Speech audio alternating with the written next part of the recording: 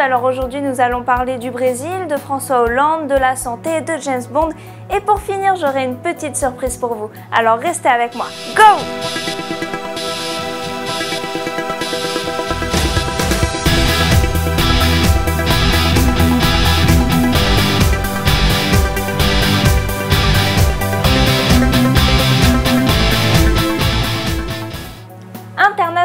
Le bilan du Brésil s'alourdit après l'incendie de la discothèque.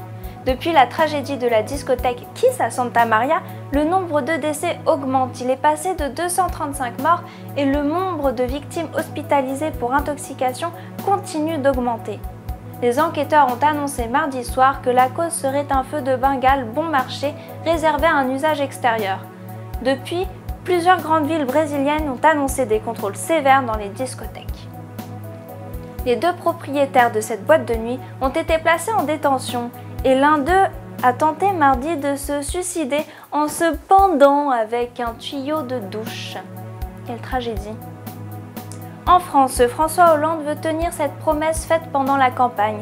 L'Élysée envisagerait une réforme constitutionnelle avant l'été, la suppression du mot « race » qui figure dans l'article 1er de la Constitution qui stipule « La France est une république indivisible, laïque, démocratique et sociale.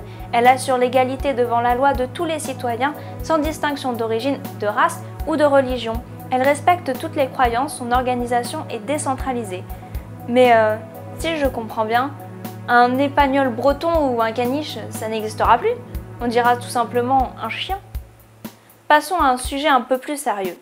Le sida, un vaccin curatif anti-VIH, va être testé sur l'homme.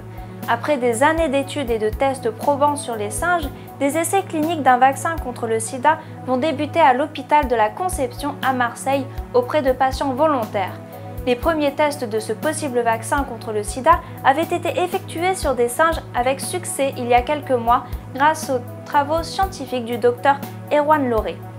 Cependant, il ne s'agit pas de crier victoire, il faut attendre la fin des essais. Car même si nous descendons du singe, nous n'en sommes pas. Le cinéma, le succès de Skyfall en Chine. L'entrée fracassante de ce film au box-office chinois qui vient seulement de sortir dans le pays après avoir été soumis à la censure, a récolté 34,4 millions de dollars pour sa première semaine en salle. Cet exploit lui permettra de dépasser Batman et de devenir le 7e plus grand succès de l'histoire du box-office. Passons maintenant à ce petit exploit. Pour celles qui tenteraient de se maquiller sans miroir, ce n'est pas toujours de bon goût. Voyons un exemple. Je vous montre ça tout de suite. C'est parti. What?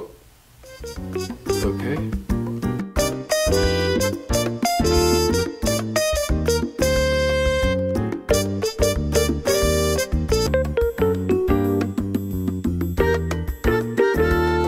Okay.